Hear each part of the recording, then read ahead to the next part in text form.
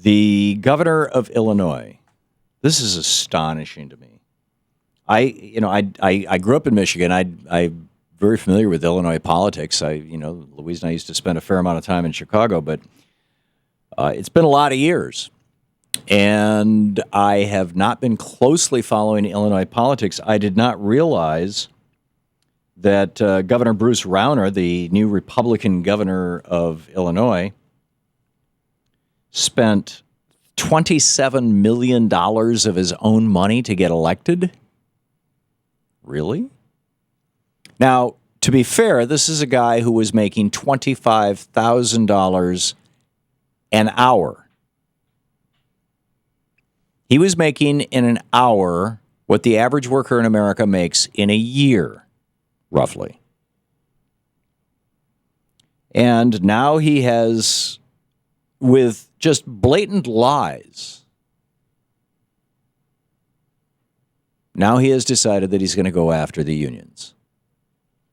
There is a long backstory here that goes back to the 1930s, where unions had, in the early 1930s, during the Great Depression, unions had virtually no legal powers and very little political power.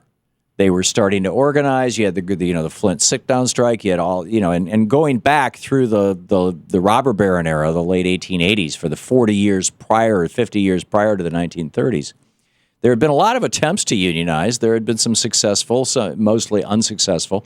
There had been a lot of murders of union members. There were union members who were regularly beaten. This is how Walter Reuther made his chops by being beaten up and standing next to, I believe, who was badly beaten for a newspaper photo that kind of went all over the country. Blood all over. Back in either the late 20s or early 30s. So in 1935, we the people of the United States, got the right to unionize. If more than half of us in a workplace decided to vote in favor of having a union represent us, then that union represented us.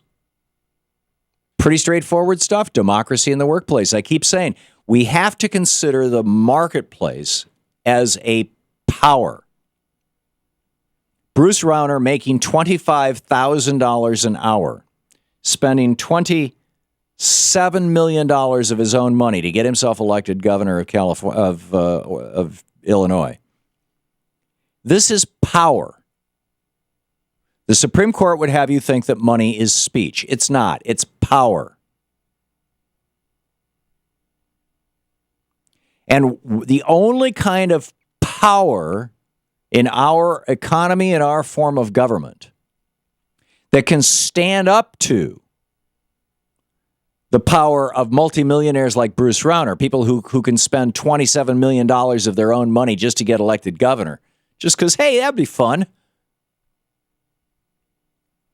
There are only two powers in the United States that can stand up to the power of billionaires and big corporations. Only two. And the conservative movement, which is basically the front group for billionaires and big corporations,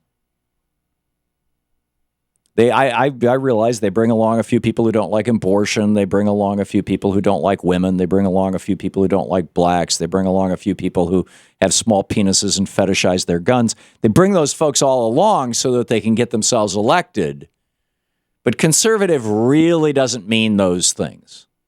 What it really means is maintain the status quo, keep the rich rich, keep the poor poor. And generally, conservatives are not embarrassed to admit that. There's no shortage of conservative books that lay that out, starting in 1951 with A Conservative Mind.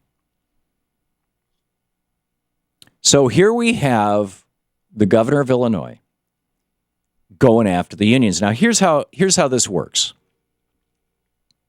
In 1935, when unions were established, and if you are a union lawyer or a union representative and I get any of this wrong, feel free to call me and correct me because I'm running on memory here, but I think I've got it right. I've written about this in 2 of my books. I'm pretty sure I've got it right. 1935, a majority of people vote for a union.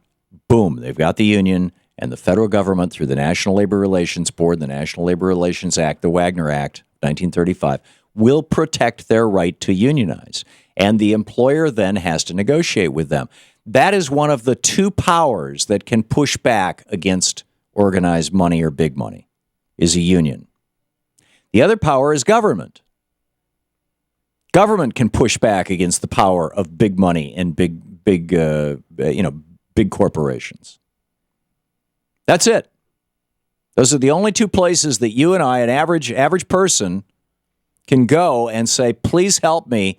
This billionaire or this corporation is trying to screw me. Your union or your government. And so over the last 35, 40 years, and really longer than that, because you can position the starting point of this in 1946, conservatives have reached out to seize control of or destroy, diminish the power of government and unions, because those are the only two things that can constrain the oligarchs, the rich people, the billionaires and the corporations. And that's what Bruce Rauner, the new governor of Illinois, is doing.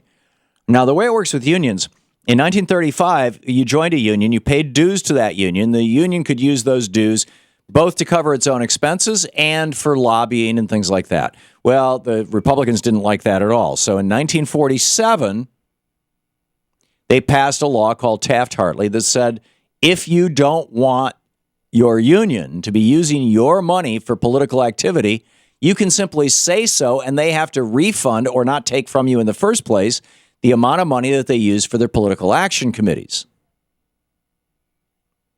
And frankly, there's a lot of people who are union members who watch Fox News all day and disagree with the politics of their union, and they say to the union, I'm not going to give you any money for political activity. Which leaves the other half of what unions do, which is negotiate contracts. Now, in these so-called right-to-work states that came along with Taft-Hartley in 1947, now this has been interpreted by the Supreme Court and by legislators over the years that in open shops, you don't even necessarily have to join the union. These are called so-called free riders. You don't even join the union. But the union's still negotiating on your behalf, so you have to pay a small due to the union to pay for the lawyers and the negotiators. It's pretty straightforward. It's got nothing to do with politics. So what perfidious and vicious and awful lie is Bruce Rauner telling? He says, and I quote, he told this to the Chicago Sun-Times, forced union dues are a critical cog in the corrupt bargain that is crushing taxpayers. Government union bargaining and government union political activity are inexorably linked. An employee who is forced to pay unfair shared dues is being forced to fund political activity with which they disagree. This is a clear violation of First Amendment rights and something that as governor I'm duty-bound to correct. He is lying. The governor of Illinois is lying. And he's doing it so that he can destroy unions. Why? Because unions and the power of government, when it's not seized by conservatives like Rauner, are the only two things that stand between your life being destroyed by somebody like Mitt Romney shipping it over your job overseas and keeping things here.